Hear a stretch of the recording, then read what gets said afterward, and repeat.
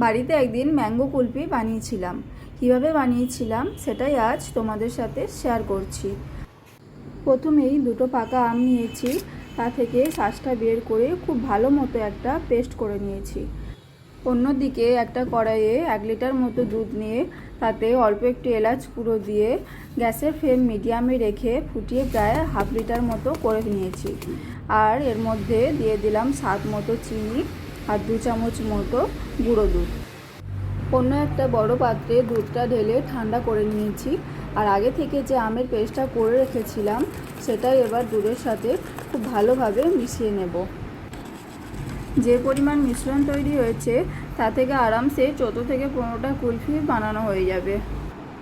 মিশ্রণটা দুটো বড় কন্টেনারের মধ্যে ঢেলে ওপর থেকে কাজু বাদাম কুচি দিয়ে সারা রাতের জন্য এটাকে ডিপ ফ্রিজে রেখে দেব। আমি এটা পরের দিন সন্ধ্যেবেলায় বের করেছিলাম। আমার কাছে আইসক্রিমের কোনো স্টিক না থাকায় স্টিক ছাড়াই আমি এটা বসিয়েছিলাম।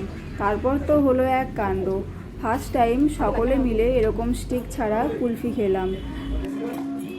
তোমাদের ভিডিওটা কেমন লাগলো অবশ্যই আমাকে কমেন্ট করে জানাবে, আর ভালো লাগলে একটা লাইক করে দেবে।